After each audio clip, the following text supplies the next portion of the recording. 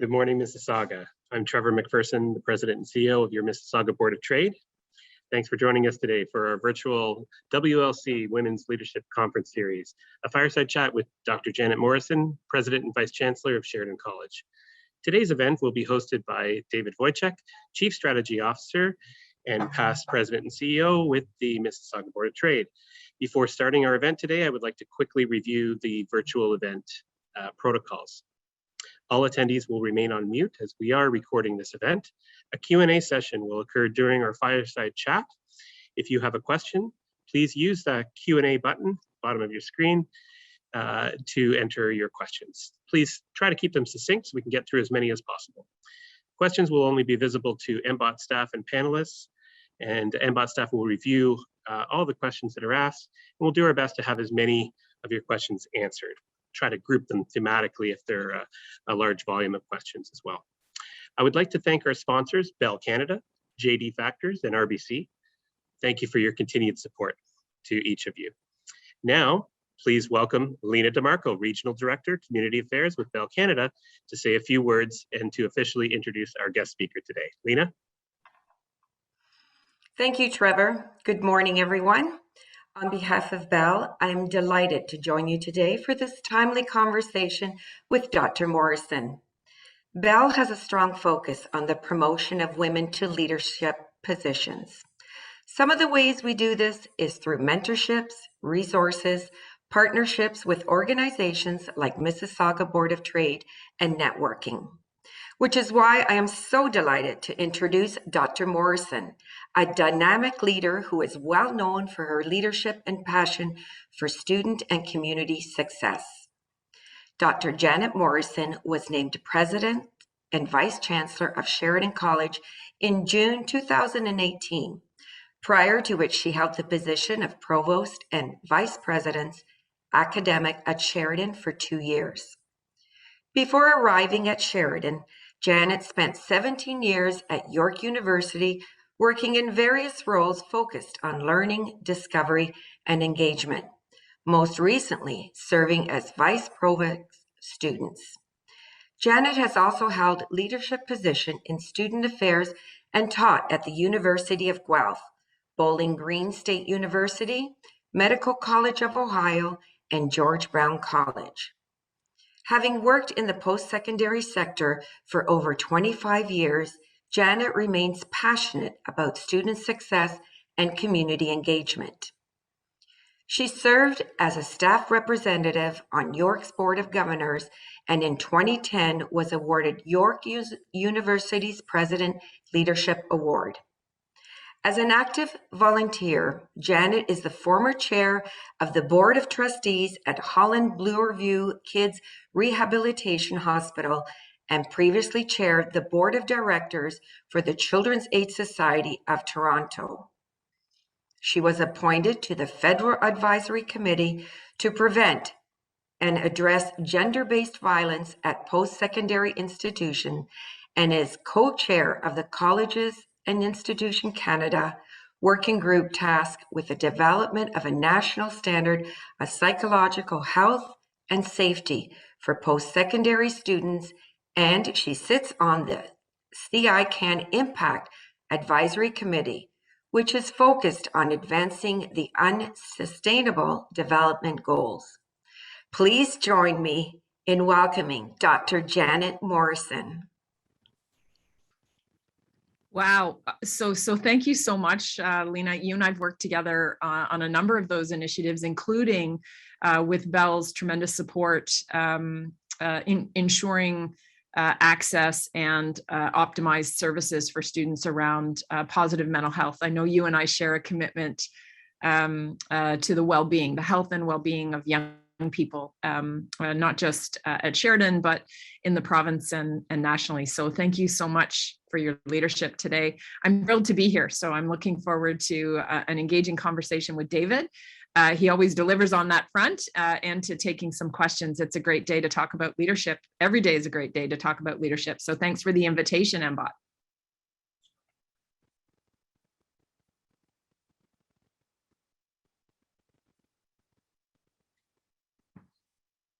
David? Oh, Hi, Janet. They silenced me, Janet. They silenced Oh me. my goodness. So technology is a marvel, isn't it, my friend? I'm not familiar with this silencing of me. You know, normally I just have free reign. Listen, love the new do. I haven't seen this you is with COVID one. hair. It's COVID COVID hair continues. So yes, everything changes during COVID. So yes, your hair is longer too, my friend.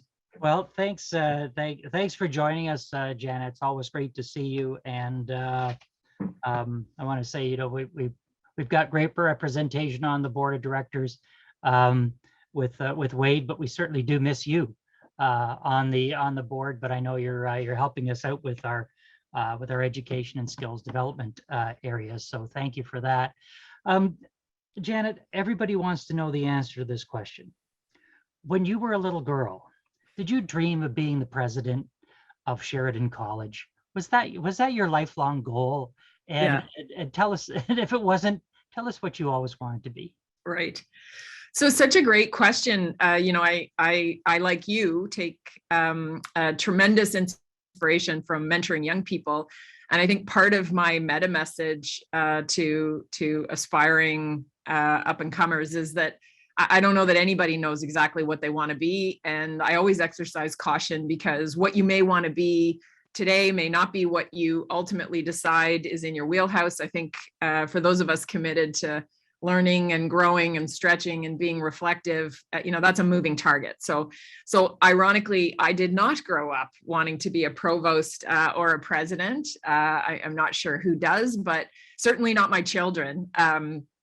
But you know, I was a good learner, and I really enjoyed, I always enjoyed learning. I actually wanted to be a lawyer, and I was just speaking with somebody, I hadn't thought about it for a long time, but I was speaking with somebody last week about what that trajectory looked like. You know, I was a student athlete. Sport was really, really important to me. It was foundational. I swam for the Mississauga Swim Club for many years and represented the city and the province and the country. Was a tremendous piece of my, it remains a tremendous piece of my identity. I went to school, thought I wanted to be a lawyer, and worked my tail off to try and be a great swimmer and a good student. And then I got into law school, lots of hard work in doing that, got into law school, went to the orientation events and thought, I don't want to do this. Like, I don't know. It was in my head that it was going to be a good match. And then as most effective orientation programs do, there was this kind of last minute calibration of this is what the career looks like, the profession looks like, you know, let's go. And I thought, I don't want to go. This is not good. It's there was a mixed match. So I think, like most people in my circle, in my network, you know, there are moments in life where you do have to recalibrate, and that was a big one for me. And fortunately, I had already long found my home in academia. I had studied for a while student development, which is all about how we position students for success. And sometimes we hit, sometimes we miss. But I've long found a passion for that space. I believe in the transformative power of education, and it's been a privilege to really build a career in this space over the last 35 years. Wow. I know, crazy. I do want to let the audience know that this is an interactive session. So if you have a question for Janet at any time, just open up the Q&A box, put it in there, and I will pose the question to Janet as we move along. Janet, one thing that you have a very high profile position, and lots of people know who you are and the importance of your position with Sheridan College and your career. And I remember when I was finally on television and I had my show going, and the very first show, and I said to my two girls, I said, come on, you know, Daddy's going to be on television, this show, do you want to come and watch? And the two of them looked at me and said, do we have to? Yeah. Like, do your children understand how important your position is, or are you just mom? Oh, no. I am just mom, and people watching will know. So I have 2 teenagers, so everybody can kind of groan on mute and empathize with our kind of current household dynamics. Listen, I'm a mom first. That's I have multiple identities, but first and foremost, I'm a mom, I'm a partner, I'm a daughter, I'm an aunt, and those identities are sacred in my life. I have every expectation that we'll talk about balance, because that typically is always on the agenda when we talk about women in leadership roles. But Bennett and Olive are my priority. They know that. My partner Ken, I tell people all the time, I married my life partner, and that was one of the best decisions that I ever made. My kids enjoy facets of my life. So I tell people all the time, when my kids were young, they would come to school with me all the time. When I was at York, there was a lab school there, and they came to school with me. And at some point, at that point, I was overseeing athletics, and somebody had mentioned to my son, who both my kids are elite athletes, that I was responsible for the fields at York. And my son, I don't think he's ever been more proud of me. But he literally thought I was riding the tractor and taking care of the fields. And so he was so proud. He told his friends that I took care of the fields, and that this is where soccer and football played. That might have been the highlight. And I'm not sure, certainly Sheridan's program in athletic therapy, that's my son's career aspiration. My daughter is very creative. So there are nuggets, but they're mostly just impressed with the people and the students at Sheridan, very rarely with mom, David. So very rarely. Yeah. Well, I'm sure that your son continues to be proud of his mom as you continue that trajectory in your career. You brought up work-life balance, and yes, it always comes up. The question is, I've heard of it described as work-life juggle. I've heard of it described as a pendulum, where sometimes it's over here, and sometimes it's over here in life balance, sometimes it's over work balance. Rarely does it ever settle in the middle, where you have perfect balance on both ends. So how does it work for you? Not always well. This is one of those spaces where I think as a community have some work to do, because this is often a focus for female leaders in my circle. It's not always a gender neutral piece of the puzzle, right? So there's always, I live in a family dynamic where my partner is the primary parent, and he's awesome, and I couldn't do what I do without Ken holding down the fort at home. But balance is difficult practically, and it's difficult psychologically, I would say. So I do think parenting is an exercise in guilt, and so you never think you're doing enough. You never think you've landed it right. I try to bring my mindset as a learner. I identify as an educator, and you can't be a good educator if you're not a good learner. And I think parenting is a space for learners. And so I try to be reflective and try to process what I can do. I try to be very conscious of what my limits are. But it's a challenge. One of the strategies that I've used that I know doesn't work for everybody is that I very actively have always actively engaged my kids and my family in the life of my learning communities. And that's easy to do at Sheridan. So we watch sporting events together. We attend, Indigenous events together. We attend celebrations, Rib Fest, for example, great opportunity to bring the family and have my passion for my work and my unwavering commitment to my family come together. And so, that's been a big piece of the puzzle for me personally. I'm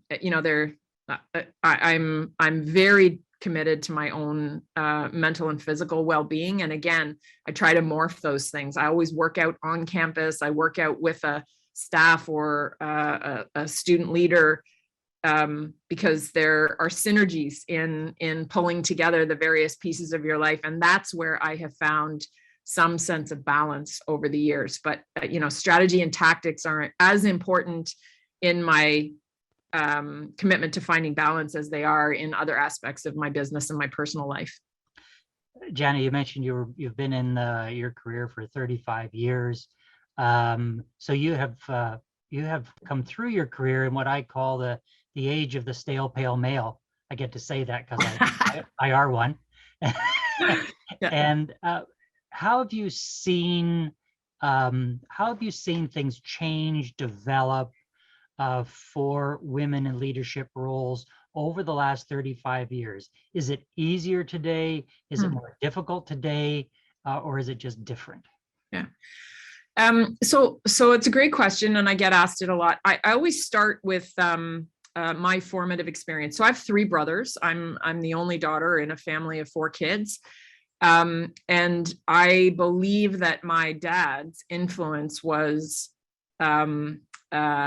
formative and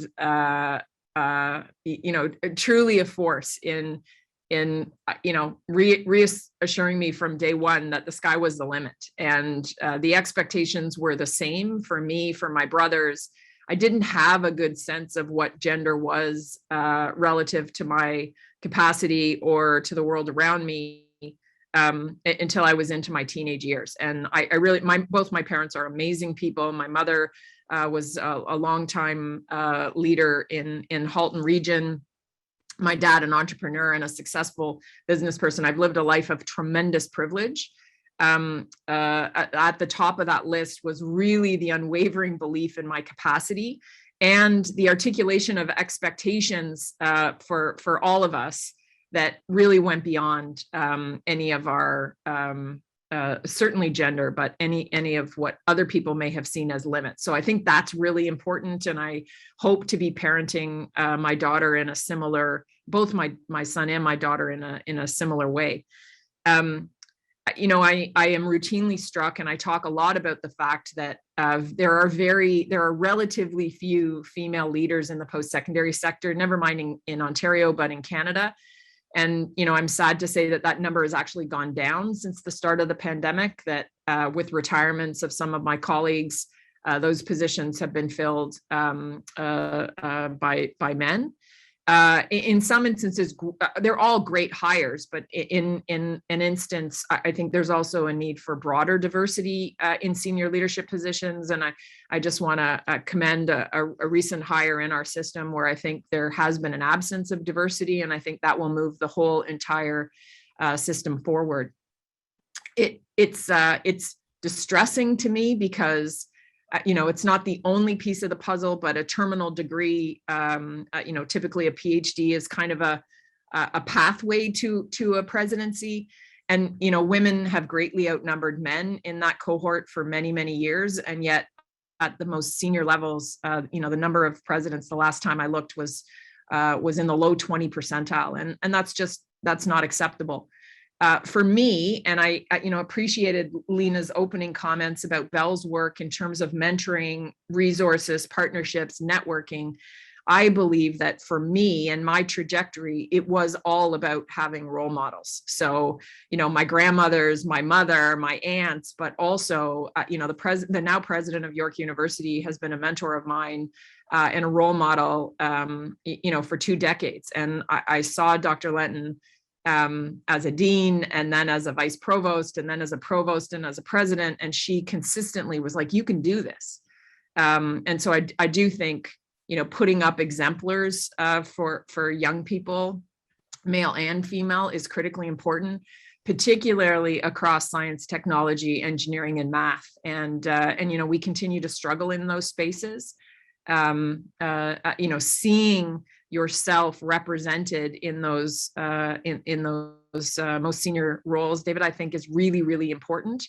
And then, as are a number of other issues, including things like childcare and financial support and access programming. So, we're working on it, but it's sometimes frustrating. The pace of change is sometimes frustrating. You mentioned you have 3 brothers. I'll find out from you later on how many of them you could wrestle to the ground when you were a teenager. But where are you in All of them. Where are you in the pecking order?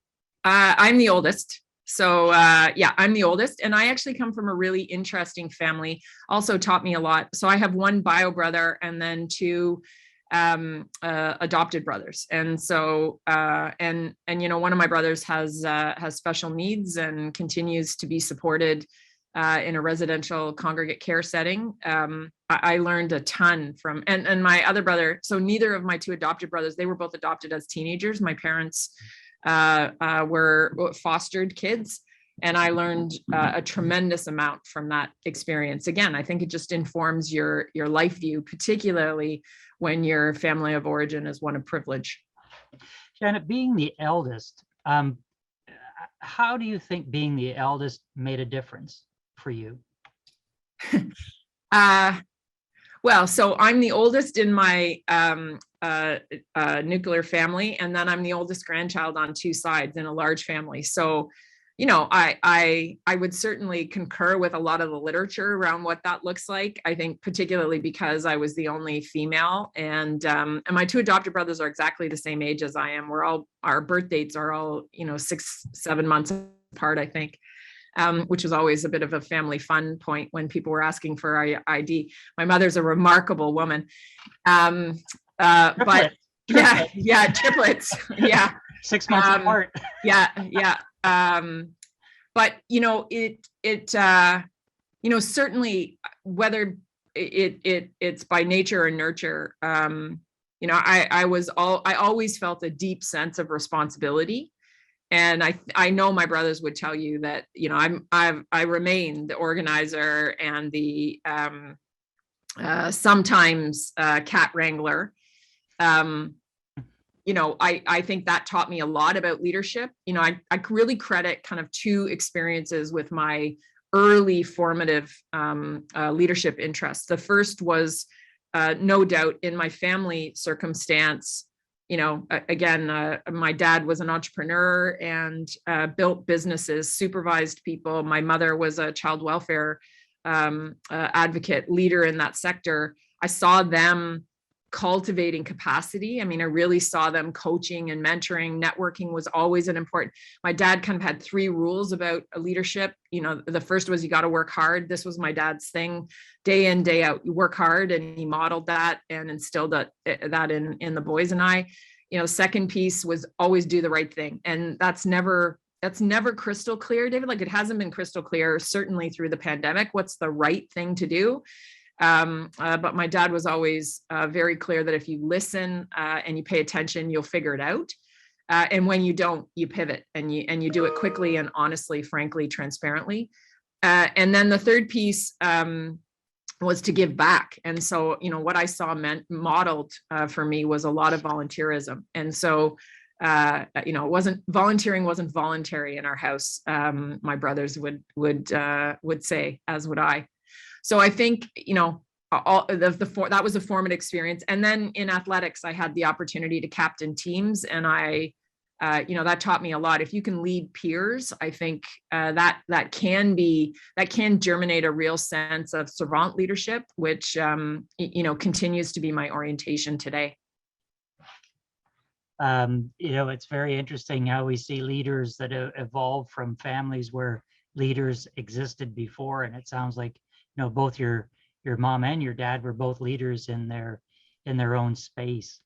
You know, you brought up COVID and the pandemic, and being at the although I know you have a great team around you, it's always lonely at the top, and sometimes you know, you may feel that you're working in a vacuum.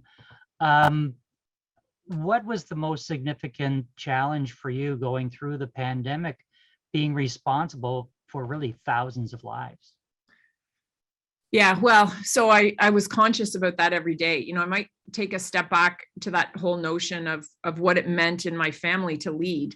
I think that is well replicated elsewhere, and at its core, that's about leadership culture. Right. So, you know, have you experienced a leadership culture where cultivating a sense of accountability and servitude to others has been modeled, is valued, is recognized, is rewarded. And I had the deep honor and privilege to have that in my family of origin. But to answer your question, I have very much found that at Sheridan. So the leadership culture here runs deep. People, I've never, I've worked at 6 or 7 colleges and universities in Canada and the US, and I've never worked at a place where there has been a deeper, more genuine commitment to students and their success. And so in that, I find energy, I find enthusiasm, I find inspiration, because for sure, my job can be lonely, but it can also be exhausting. And I think the key to our navigating the pandemic has been probably twofold. The first is in really leveraging, like we never have before, the leadership culture at Sheridan. So everybody is accountable, everybody's pulling in the same direction. What's that saying, David, that crisis is a horrible thing to waste or something, but we haven't wasted a minute of it. I think, Sheridan, its reputation for trailblazing, for really, investing in game-changing priorities, goals, aspirations has really served us well in this space. So, that's been a big piece of the puzzle. The other thing is when you're all, focused on the same thing. I mean, the pandemic has been difficult for everybody, but, in terms of what keeps me up at night, student mental health and well-being, my entire professional career has been focused on realizing the transformative power of post-secondary. And if you're not well, if you're not safe, if you don't have, for example, food to eat or safe housing, the promise of post-secondary, is going to remain elusive. So I think, the power, the strength, the inspiration, again, that can be found in shared purpose has really, it's been a tremendous motivator. I've learned so much over the last 18 months, and I just, it's without a word of hyperbole. I feel so tremendously grateful to lead this learning community. It is overflowing with integrity. It's a privilege. You mentioned that you've learned a lot. What have you learned about yourself the most over the last 18 months? Oh, so a lot of my job is cheerleading, and people are often surprised. So I'm actually an introvert. I tend, in the sense that I derive energy from one-on-one conversations. I love to read. Most of my fitness regimen is by myself. One of my favorite things to do, every opportunity, is to walk in nature with my partner and my dog. Nice, quiet. The pandemic has really demanded that I be far more front and center, and the aspects of my role that are really about cheerleading, energizing, pushing, which is easy to do when you're surrounded by excellence and great examples. But it draws a different kind of energy, if you know what I mean. I've had to be very conscious about calibrating. Because like everybody else, the pandemic isn't just impacting professionally. I've got 2 teenagers at home whose entire worlds were disrupted, not just relative to school, but on the athletics side. And so, calibration has been very important. I'm a huge believer in the 5 ways to well-being. And so thinking about, things like staying active and taking notice and giving back, I've had to be far more conscious about those things than I would have prior to March 2020. You mentioned culture, and of course, that's the job of the leader, is to make sure that the culture either changes or remains the same. And it sounds like you're very much a servant leader. So when you're in that role, how do you continue cheerleading this great culture that you've managed to become part of at Sheridan? Yeah. So the easy part in my business is that, at the center, the core of my professional being is really about positioning students to flourish. And so, that's an awesome mission, vision, value orientation. And if I look around me, examples of where that's happened are plentiful. And so, particularly, to be honest, in the face of COVID, what students have overcome, circumnavigated, truly struggled through, all in the name of success, to earn the credential, to find their way back to Canada, to affirm or prioritize their mental health and well-being. I mean, I am just surrounded by inspiration all the time. And so, that's been a huge piece of the puzzle. The challenge as a senior leader, when I was in a classroom every day, I could see that up front. When I was in a frontline student service role, I had those personal stories front and center. Even when I was a vice provost students, my job was to really have my finger on the pulse of all of that. We have amazing people in those roles across Sheridan. One of the biggest challenges in moving to this job for me has been staying connected to the narratives, because it's easy to create your own narratives if you're not diving periodically into the real stories. So, I found a couple of ways to do that. I do coffee chats. I offer up coffee chats repeatedly to our community. And there were weeks during the pandemic when I was doing 8 or 9 of those a week. And it's anybody, faculty, staff, students, 20 minutes. Talk to me about how it's been, what you're finding challenging, where we're finding success, what we should be doing differently. Those were awesome. I'm also mentored every term by a student. So I'm not mentoring the student is mentoring me. And it's amazing what you learn. If you create a safe space, students are excellent teachers. And when your mind and ears are open, not always easy to hear, but real kernels of wisdom, David. As you were moving through your career, what were the barriers that you encountered and how did you navigate? Oh, so, first, I will reiterate, I am a white woman of privilege. I grew up in a house my parents owned. One of my grandmothers went to university. So when I talk about barriers, I'm very conscious that my privilege, my lived experience, put up far fewer of those than many others have encountered, and that many of my students, the people I'm accountable to, have experienced.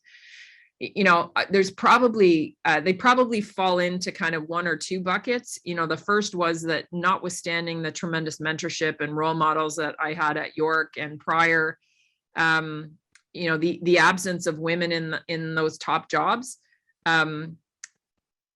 You really do need to see yourself in those positions. And there's a part of me, I'm a competitive person by nature. So it's like, well, if there's nobody there, I'll go. But that's a function of my lived experience. And again, my privilege. So I'm very conscious of that. A lot of, what I think is a challenge for women leaders generally is back to the balance piece. So, I recall with some frequency being on a senior leader call at York, and it was an emergency. And so we were being convened. The president at the time was convening a table, and it had to do with a student. So my voice was really critical in that conversation. And I was picking up my 3-year-old, who was screaming and didn't want, my kids were the ones who never wanted to leave the daycare. There was no problem dropping them off. They were out the door, but the kid is screaming, and I'm trying to figure out how to go on mute, off mute. What kind of saved my bacon in that circumstance was that it was a daycare at York, and somebody recognized who I was and leaned in. Another woman. This has often been the case in my experience. I've just had such tremendous kind of support from the sisterhood, swooped in and made sure Bennett was okay for the next 10, 15 minutes. But there was nobody else on that call with young kids. There were leaders on that call with grandchildren.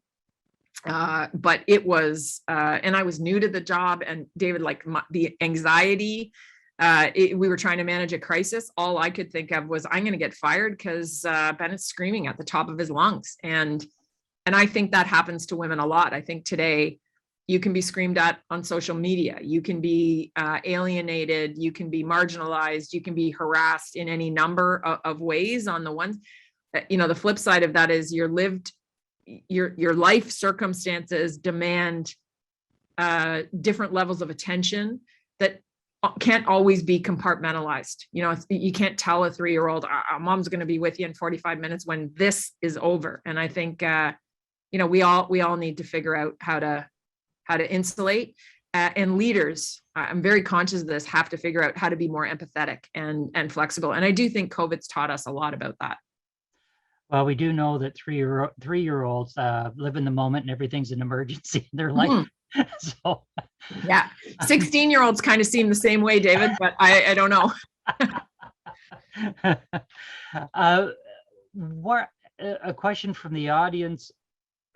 What do you think the reason is? What's behind the reason that we don't have more female leaders in the president, the provost roles, those senior leadership roles in universities and colleges? What is the reason behind that? Yeah. So I honestly don't know. And as a researcher, I always kind of hesitate to, I'll provide the caveat that, my personal view, kind of maybe the obstacles kind of fit into 3 buckets. So, the first is that, progress through the ranks is a huge piece of the puzzle. For most people, this was not my trajectory. So to be clear, but for many presidents, you need to, you're a faculty member, you progress through the various levels of the professoriate, you secure tenure, you're promoted to being a chair or a program coordinator, and then an associate dean and a dean, and then a vice provost, a provost, and then typically a president. At all of those junctures, there are obstacles, right? So it's this notion of pathing and where along that path, if you're raising kids and you're balancing home life, something could go awry at any point in that scenario. We also know that women continue to make less than men, and let's be frank, resources buy support in many instances. And so how do you, there's a lot of insidious, there are insidious obstacles that are a function of pay inequity too, I think, along the way. The second piece of that is, I think, that a lot of people stay in these jobs for a long time. And so some of it may just be that change is still coming, but it hasn't quite worked its way out yet. The trajectory, the pipeline, I think, is rich. And so, there some of it is patience, and maybe some of it is strategy to expedite some of that. The last piece of it is that this job is really demanding. And if I didn't, it's not just my pathway, but if I didn't have a partner that was willing to organize his own work life around ensuring that our household, our priorities were well managed.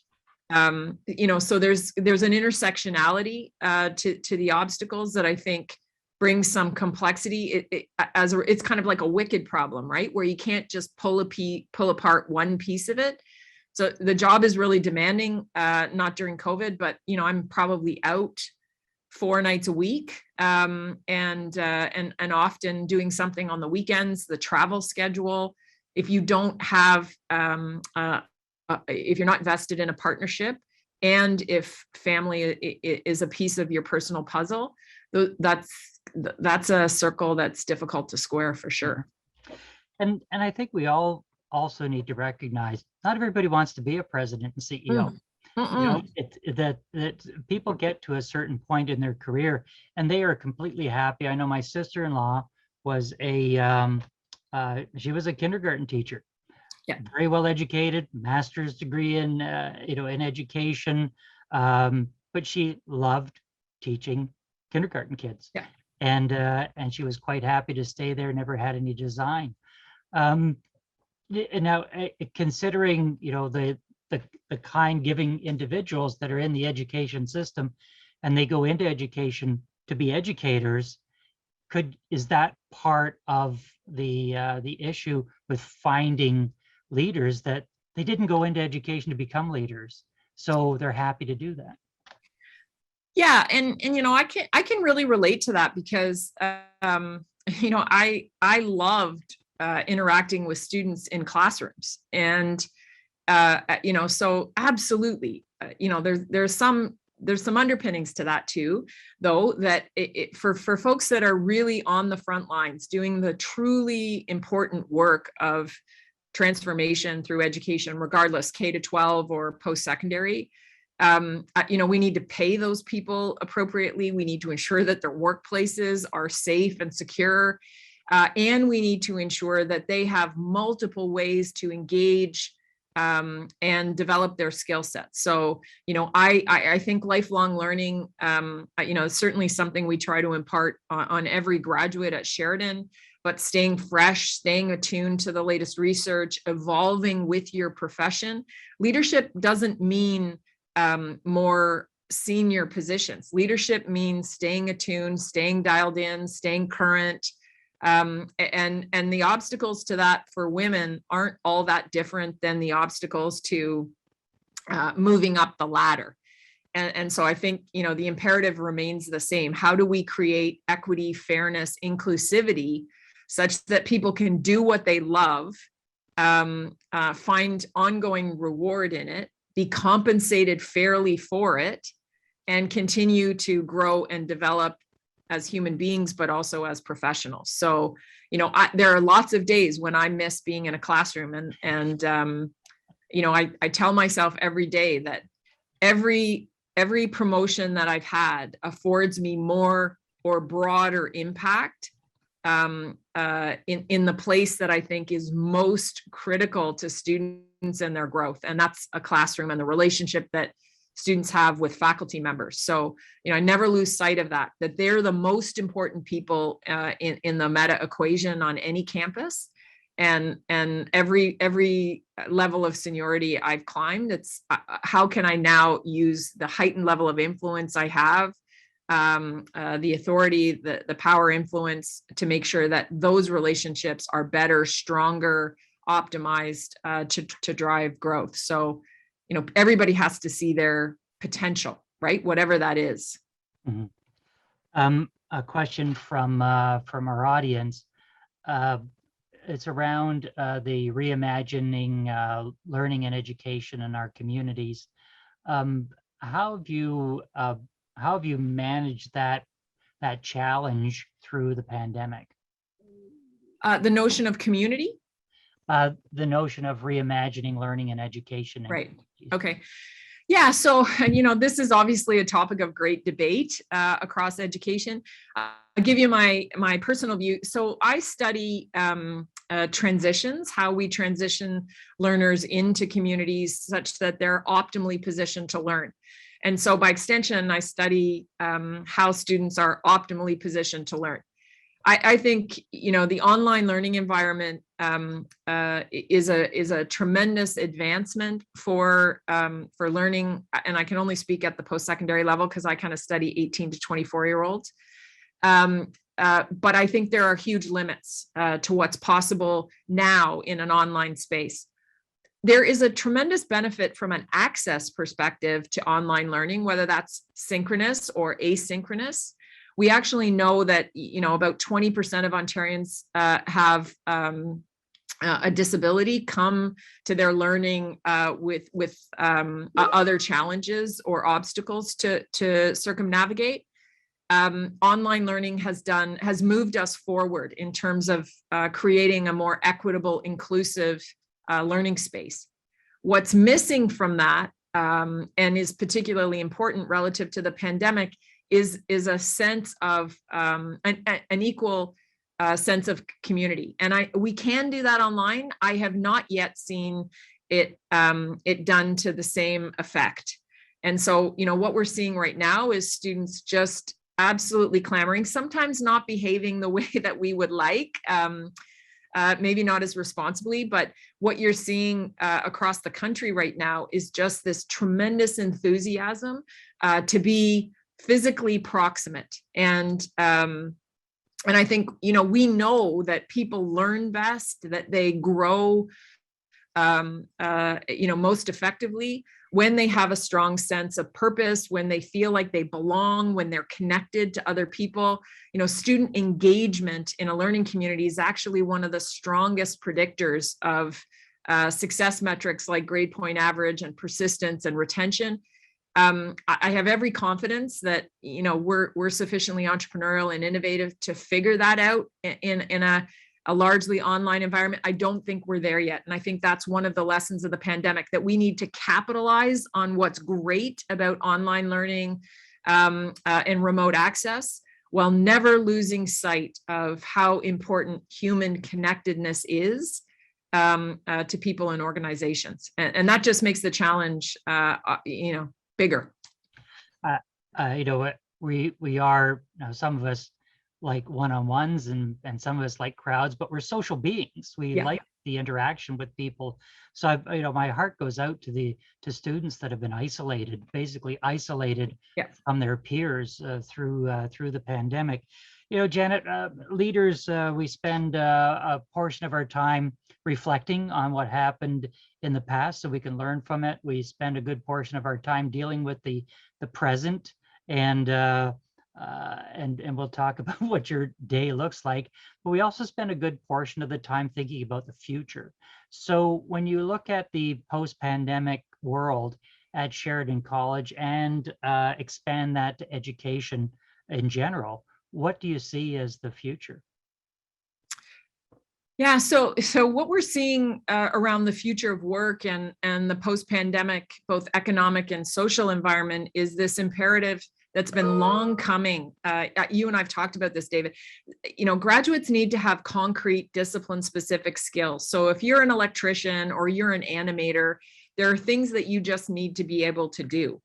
But there are also competencies that increasingly employers, community partners, top CEOs are clamoring for. I was at a breakfast this morning with your colleague Drew at the Oakville Chamber, and the table of employers I was sitting at talking about resilience, communication, entrepreneurship, innovation, entrepreneurship, the capacity to build a personal brand, understand your strengths, and be reflective about where you have deficits and how to make those up. Those are all learnable competencies. And Sheridan has long been invested in cultivating those.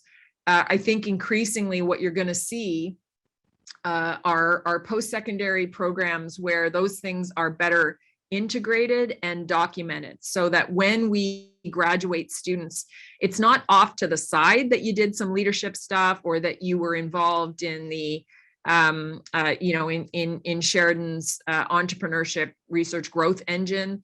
It's actually integrated into a newly expanded co-curricular space. What we know, creativity, innovation, things that have long been Sheridan's strongholds. This is what CEOs are looking for in new hires, regardless of the industry. So, I do think as the pandemic wanes, I don't know that it's going to go away, but I think it will wane. What will emerge is a new economy where social and economic development really demand a capacity to be nimble and to be thoughtful, creative, responsive. And again, those things can be learned. And Sheridan has long prided itself on excelling in that space. We've really doubled down in the last year, forecasting that it's going to become even more important going forward. On a personal note, we all have great skills and traits that we wish people knew more about. What's the one thing that you wish people knew more about Janet Morrison that they really don't know about? Oh, that's a good question, because I felt like, particularly in my cheerleading role over the last kind of 18 months, I've been far more out there. So I'm a mom, right? Like my two kids, a big shout out to Sean McClure, who, I have no doubt there are others on the line who know me from my personal space. Olive is a competitive swimmer, and my son Bennett is an elite baseball player. And, that it is possible. I think there are lots of people who think, oh yeah, this is what she does. The complexity of my identity, I think, is like every single other person on the call. There's a complexity of what I do and where I go and how I balance my time. I think I am an educator first. And I think sometimes the identity of running a $400 million business precludes that. But I hope what people observe is that the decision-making infrastructure at Sheridan, the leadership culture, we're all, most of us are parents, but all of us are educators. And particularly over the last 18 months, I think people have really seen that made manifest in the priorities we've established, the principles that we've collegially developed, and how those are being lived. And I feel like I'm just getting started in our communities of Oakville, Mississauga, and Brampton. So I'm happy to hear you say that I have a high profile, but we are just getting started, because I was out there and then pandemic, and now it's time to get back out there, because I'm so proud to represent the identity of the learning community that I lead. I think it's just an amazing place and a tremendous asset, an anchor institution for those two cities and town, and for the regions of Peel and Halton. So I'm excited about that. Finally, Janet, there's many people that are listening, and I know there's many young women that look up to you as a leader. I know that I admire what you've done at Sheridan College and the great things that you've accomplished there. What's your best piece of advice to young women that are either starting out in their career or maybe midway through their career? They want to get that advancement. They want to become a Janet Morrison, leading an organization. What's your best piece of advice for them? Yeah. So first and foremost, take care of yourself. That whole adage of, if the oxygen masks fall, you got to put your own on first. And I think take care of yourself, exercise, stay alert, give back. All of these things, I think, enrich the body and the mind, and staying healthy has to be your priority. Look for role models and mentors everywhere. And I do that. I was at breakfast this morning with MPs Anand and Damoff. I'm surrounded by amazing female leaders. I think about the women that are on this call, Lena's leadership at Bell. Look for mentors, exemplars everywhere, and really, really invest in networking. And so, I didn't do that well early in my career. I'm committed to doing it now. If you don't see yourself in a leadership circle, find one. If you don't have access to a network, email me. Because I really do pride myself on making connections. We don't create a more inclusive table if some people don't make room at that table. And I promise I'll make room. So, to other female leaders, to aspiring, college or university presidents, even, reach out, because very rarely do you get a no. And I learned that lesson later in life, but it's been pivotal, particularly to the last kind of 10 years of my professional trajectory. Well, Janet, I know that you've had a very, very busy 18 months, almost coming up to 24 months now.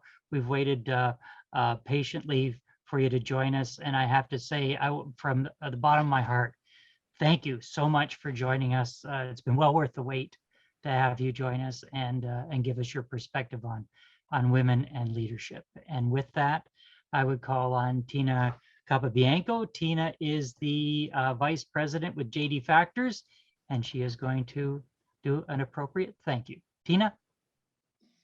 Thank you, David, and thank you, Janet. Your stories, your trajectory in your career are an inspiration, and really your success is a true sign of the dedication that you put into every task that you have been challenged with. Just like any other speaker in this series, a true leader is really not their title. It's how they approach every day, how you tackle your challenges between mom, partner, boss, and it's clear that you've succeeded.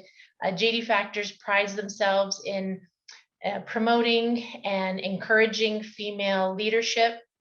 And even if they're not the boss, just having the best in them. And I think that's more important. And just that detail that you are mentored by students really shows that you are a true humble and professional person. And we're so glad that you found the time to join us today. So thank you again. And we look forward to your future success. Tina, thank you so much. And thank you, David. I've enjoyed being here. So thanks for the opportunity. Our pleasure. And to wrap things up, to tell you a little bit about some events that are coming up and to thank our sponsors, a very big shout out to Bell Canada, JD Factors and RBC for their sponsorship of our Women's Leadership Series and their continued support. On October the 13th, Good Morning Mississauga is online, and on October the 19th, our MBOT webinar, The Way Forward, New Growth Opportunities for Business Owners. October the 21st, MBOT webinar returns with returning employees to work and workplace mental health, the new COVID world. Many companies are asking, what's the policy? What's everybody doing for a return to work? And on October the 27th, from the corner office, the first 90 days with our new president and CEO, Trevor McPherson. I'm going to tune in and find out what it's been like, Trevor, compare it with my notes for my first 90 days. Please visit our website at www.mbot.com/events to register for our upcoming events. And with that, it's my great pleasure to thank you for joining us today, and we wish you continued success in your business.